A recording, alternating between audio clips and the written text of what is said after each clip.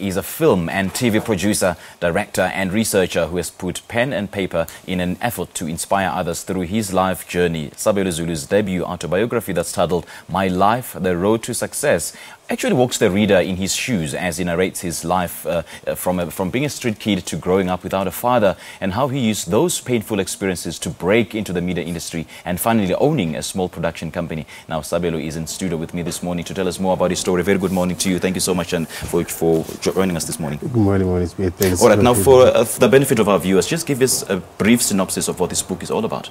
Okay, the book is about my life, growing up without a father, growing up in the rural Buswa in Gwandebele, not knowing who my father is, growing up in Ganjalo, and then all the challenges that I faced, Koko and my sister who's now blind, and at some stage somebody broke into our house and then was raped and I was still young, and again my life as a street kid, because I used to be a street kid, and again all my experiences, my relationships, obviously I'm not perfect, so I do have those experiences actually inspired you to start writing this book? Yes. Yeah. Because the thing is, people started sometimes people they do assume ngempilo yakho uthi lona ukhuleka mnandi all that, then bengibatshela but no, lying when ukhuleka kahle kini what, then I decided to know that let me just write this book so that everyone can know ukuthi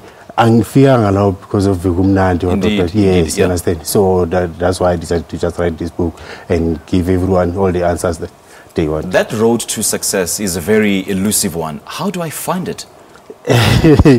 It's like if you're not a hard worker, if you're not patient, you won't find it. You have to be very patient. And because like that road to success, if I can tell you, it will take us the whole day. Sure. You understand? So in short, I can say hard work and patience. So that's the road to success. So from living on the streets to not knowing your father, which in the book can you say is the most touching story that was actually challenging to share? Living in the streets, because you know when you're in the streets, like I used to be in Pretoria, the city hall there.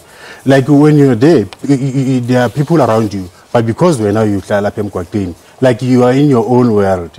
Yeah, understand? Like we like in sometime about 5 in the morning, because I go call a then you sleep at the park, and then when you wake up there are people around the park by those and then because when you're not like them, now you're not clean, so you just sleep the whole day so that and then move, you understand? So it's not easy to fear again. So it's like I found my brothers there and I left them there because like he was like in a cave, like a pet dream, like like when you want to wake up. But so I fully at that time I started regretting that decision because like I could see like months passing by and thinking, am I going to get out of this hell? Like I'm in hell. Yeah, and as if I can put it, and then like it took me strength. So and to put it like that part, that life, that time, in strong. I respected life, I respected people, I learned to work, and then you know what, it's safe to say that all those who live on the streets, most of them have actually given up on life. Exactly. They tell themselves, I'm done with this life thing. So what kept you going and what made you believe that, you know what, one day it'll be okay? The thing is, I went there with the purpose, a sole purpose of just passing by, because I decided to leave home, but I had nowhere to go. I knew very well when I left home, okay. But for me, it was a resting place, you understand? So I was going to rest and move on with my journey. So, because I always say to myself, as somebody who also like great one day, I want to celebrate. You understand? So that kept me going. Like every day I would tell myself, one day, these people are possibly here, one day they're going to see me on TV. I didn't know what I was going to do, but I knew I was going to be great. You understand? So like, it kept me going, even when it was tough. Still, I sit, I'm next, we want run loud. But it kept me going because I knew that one day, I'm going to leave this place and I'm going to be great. And one day is one day. One day is one day. Look at you now. So, what are some of the lessons that you learned in the process of writing this book? One of the most important lessons was to talk about your feelings.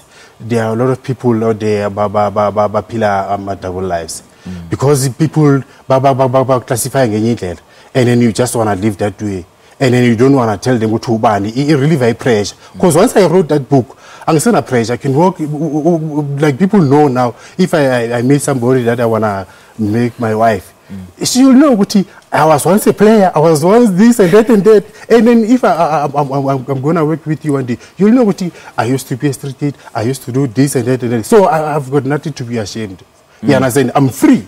Yeah. I don't have to hide myself. Yeah. I'm me, like you see me, like I'm doing a call. So I'm in a pressure. That was the most important thing. So it helped me to grooming at least this and then sometimes I will cry. You know, like those sometimes I will laugh because I will think about those moments as going love is and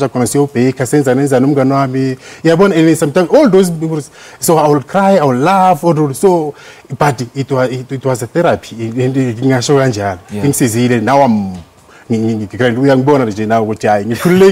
are going far, actually. All right, Sabelo, thank you so much for joining us. Thanks. And all the best in your book. Thanks. All right, that was author, film and TV producer, director and researcher Sabelo Zulu speaking to us about his debut book, an autobiography titled My Life, The Road to Success. Now, a read that takes us through his life experiences from childhood to the man he has become today. And he said, one day is one day.